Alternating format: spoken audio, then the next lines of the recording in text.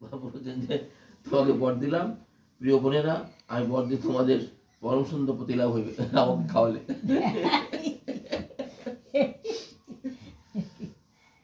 পণ্ডিত বিদগ্ধ যুবা ধন ধন্যবান। আর শুধু তাই না, তোমার আরো যুবক প্রচুর ধন সম্পদশালী। শুধু তাই নয়, এরা এরা তোমার বর হবে। আর তাই নয়, তোমাদের সকলের 7-7টি করে পুত্র হবে। তারা হবে দীর্ঘায়ু সম্পন্ন, অত্যন্ত বুদ্ধিমান। ভালো বর আমার পুত্র হবে। সাধারণত যুবতী মেয়েরা আশা করে তাদের প্রতীক হচ্ছে খাদ্যশস্য, গাভী। তখন এত এসব খাদ্যশস্য গাভী থাকলেই তখন মনে করতে এরা ধন সম্পদশালী। ধান্যেন ধনবান গবয়া ধনবান। ধান আর গাভী, যার অনেক ধান আছে তিনি ধনবান, এবং যার অনেক গাভী আছে তিনিও ধনবান। এখন কেবল একটি বা দুই সন্তান উৎপাদন করা এবং অন্যগুলিকে গমনীয় প্রতিক্রিয়া হত্যা করে ফেলার কথা প্রচার করা হচ্ছে, যেন না মানুষ সমাজ আজ অত্যন্ত অধঃপতিত হয়ে গেছে। কিন্তু প্রকৃতপক্ষে মেয়েদের স্বাভাবিক আকাঙ্ক্ষা হচ্ছে বহু সন্তানের জননী হওয়া। পূজার নৈবেদ্য জোর করে কেড়ে খাওয়া নেওয়ার পরিবর্তে চৈতন্য মহাপ্রভু বালিকাদের আশীর্বাদ করতে চেয়েছিলেন, এতে সমস্ত মনোবাঞ্ছা পূর্ণ হয়। শ্রী চৈতন্য মহাপ্রভুকে পুজো করার মাধ্যমে করে। চৈতন্য মহাপ্রভু যদিও অল্প বয়সে সন্ন্যাস গ্রহণ করেছিলেন, তবুও তার ভক্তদের তার অনুসরণ করে সন্ন্যাস গ্রহণ করার প্রয়োজন নেই। গৃহে থেকে গৃহস্থী জীবন যাপন করা যায়, কিন্তু অবশ্যই চৈতন্য মহাপ্রভুর ভক্ত হতে হবে। তাহলে মানুষ ধনসম্পদ লাভ করে। সুসন্তানদের জানতে বলা হয়েছে, যজ্ঞই সংকীর্তন জয়ন্তী সমে দশাহ।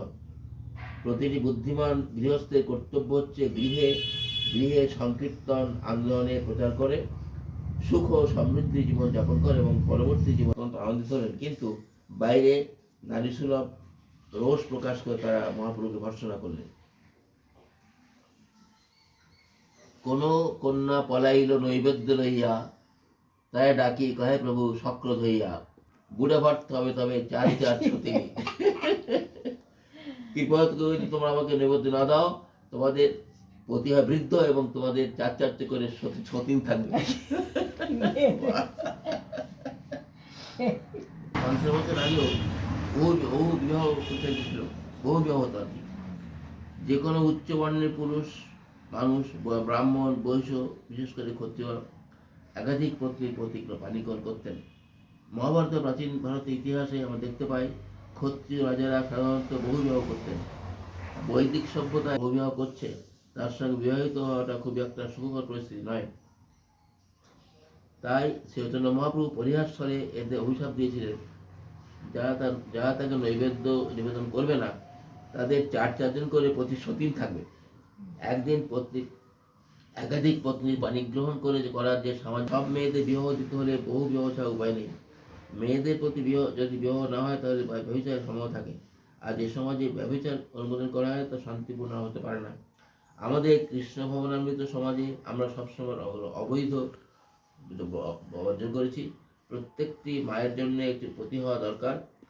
কোনো কিছুই জানে কি বা কিন্তু দেওয়া ইষ্ট হয়, কি জানে বোধা কি দেবে, তারা ফল করেছে এরকম বললো।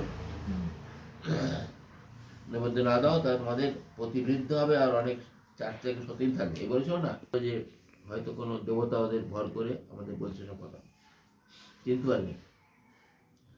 আনিয়া নৈবেদ্য তারা সম্মুখে ধরিল, খাইয়ে নৈবেদ্য তার ইষ্ট বর দিল। নৈবেদ্য খেয়ে নিল, খেয়ে বলল কি বর দিলেন। বালিকা তখন তো নৈবেদ্য সম্পূর্ণ মহাপুরুষ সামনে দিলেন, নৈবেদ্য খেয়ে মনোবাসনা অনুসারে বর দিলেন। এই মতো চাপল্য সব এক চপল আলোকের ন্যায় লীলাবেশ করেছিলেন। তার ফলে কিছু কিন্তু কারো মনে দুঃখ ছিল না, বরং সকলে সুখ পেতেন। একদিন বল্লভার্য কন্যা লক্ষ্মী নাম, দেবতা পূজিতে আইলা করি গঙ্গা স্নান। তো মহাপ্রভুর স্ত্রী হয়েছিলেন লক্ষ্মী দেবী, বিষ্ণুবার 2জন স্ত্রী।